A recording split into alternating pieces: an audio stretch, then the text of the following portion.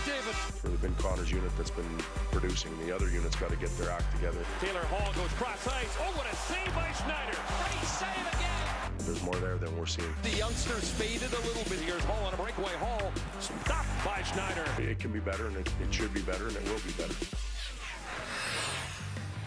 Connor McDavid has certainly stole the show in oil country, but lost in all the hype, the lack of secondary scoring for Edmonton. In the last 5 games, McDavid, Benoit Pouliot, and Jordan Eberle combined for 18 points. Over that same span, Taylor Hall and Leon Draisaitl and Teddy Purcell have no goals, 1 assist, and are combined minus 13. So, Jamie, I mean, it's too hard.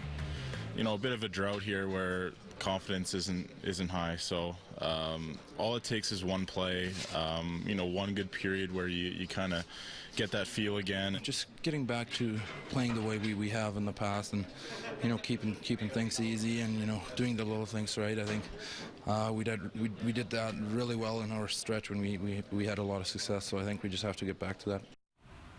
So, Jamie, I've got to ask you, usually it's when a player drops out of the lineup like McDavid, it kind of rocks the lineup and players aren't really necessarily able to produce. But now it's McDavid comes back and the secondary scoring isn't able to produce. What's the problem? Is it lack of ice time? Is it just not getting those opportunities anymore? Well, they're getting opportunities. It's the lack of execution, especially a guy like Taylor Hall. He has 16 or 17 shots in these last 5 games, so he is getting looks at the net. He just has to find a way to find the back of the net. He's a little bit of snake bin, and you should have to take a look that he's been pushed down in the lineup a little bit. He may not get that top pairings as McDavid and his line will get that.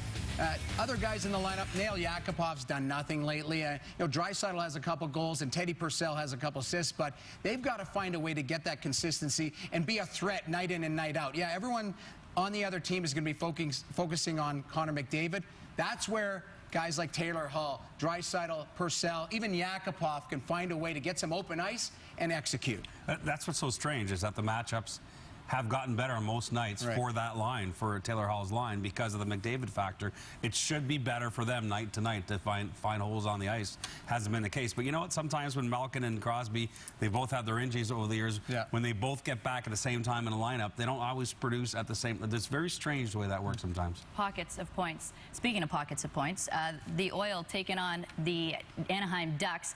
And you wouldn't believe it at the beginning of the year if I would have told you that from December 25th up until today, they would be the hottest team in the NHL. What has changed? Obviously, Getzlaf is on a tear, and as is Corey Perry. I think you mentioned the main name. Ryan Getzlaf's been unreal, and after really being not very good at all in the first half of the year. And the Ducks have changed the way they play. Under Bruce Boudreau, they've become a more defensive team out of salvation. I mean, they needed to save their year about 2 months ago. They did it to play a different game now, more defensive, but now the offense have come back. They've got 3 lines that can score. When Ryan Kessler's your 3rd-line center, I think you're going to be all right as a team. So now Bob Murray, who is coming out of the All-Star break, looking at his team and saying, I don't know if I still believe in these guys in terms of wanting to add something to the trade deadline. Now they're on a run. They're for real. They're pushing for first place behind L.A. in the Pacific, and I think they'll add something for the deadline. And good on Bob Murray for not making the knee-jerk reaction and firing the coach or doing anything like that. It's on the players, and he's allowed them to excel through it. Absolutely. They definitely had the personnel in the locker room. They're actually just 5 points back from L.A., sitting in a playoff spot, which is